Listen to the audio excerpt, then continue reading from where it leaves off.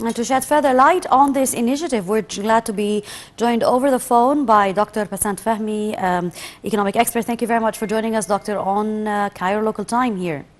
Thank you very much. Dr. Pacinthe, we've seen all the event that took place. It's a very outstanding one.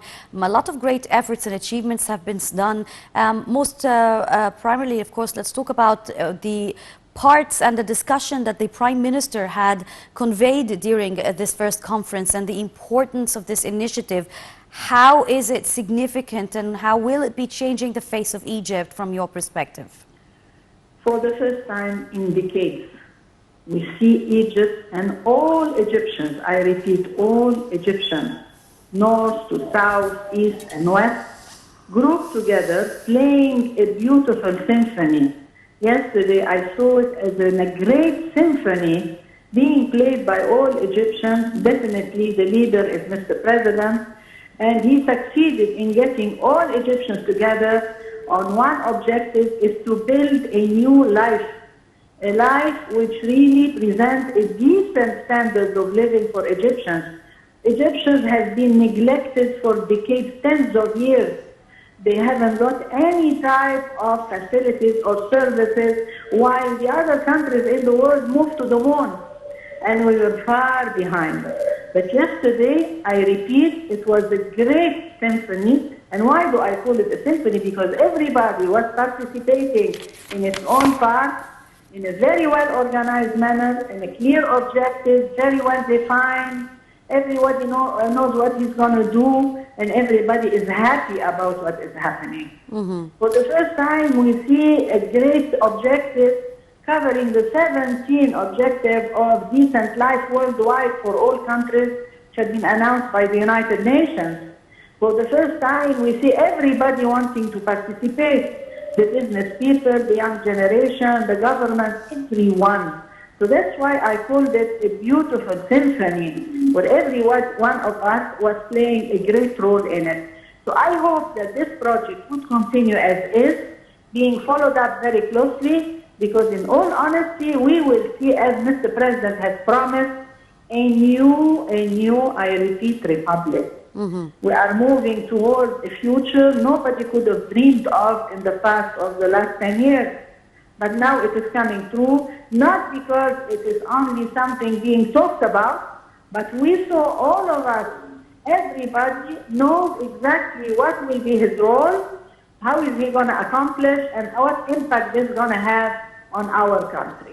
Yes. So congratulations to Egypt, congratulations to Egypt. Absolutely, congratulations to all of us indeed, Dr. Pacinthe. Now, this first conference, this national project called A Decent Life, from an economic perspective and as an economic analyst, if they go as you say, it's like a ceremony and harmony of having all this done together, and we manage to have every single person in Egypt living a decent life.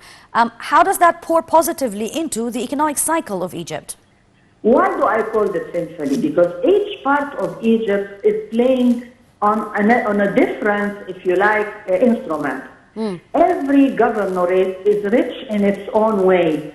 Would it be culture? Would it be economics? Would it be production? Would it be industry? Would it be green economy, blue economy? Every governorate has its own strong points. And I always said when we applied the SWOT analysis, we found that Egypt has 27 countries. Everyone is rich in its own way. But they were neglected. Now when you concentrated on developing all this, so we will see an economic developing moving very fast, because we will be using all the wealth and richness which exists, starting from north to south, east, west, all over. And not only concentrating on 3 or 4 governorates and leaving all that wealth behind. The Egyptian territory is very rich, starting from gold, gas, oil, green economy, blue economy. Even the very small industries are different from governorate to the other. So this will create jobs, will combat illegal immigration between Egypt and the world, and illegal immigration within Egypt as well.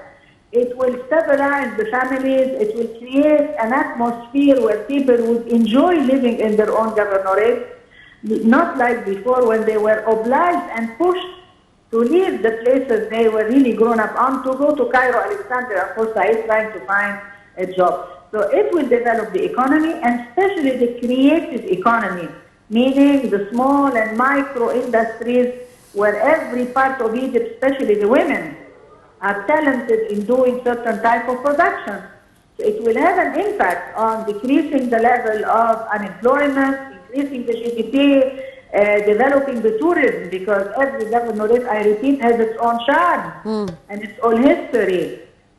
So it's not only a social project, it's an economic, political, social, cultural, which will help developing, I repeat, the new Egypt we are all dreaming Absolutely, of. absolutely. Dr. Pacinthe Fahmy, economic expert, thank you very much for joining us here on Cairo Local Time. We're still going to be talking more about Decent Life Initiative. It is a national project indeed that is worth to mention, discuss and further understand its importance and significance as we are merging towards the new republic and of course rising to be all up to the standard of living and equally decent life. We'll be back right after this break.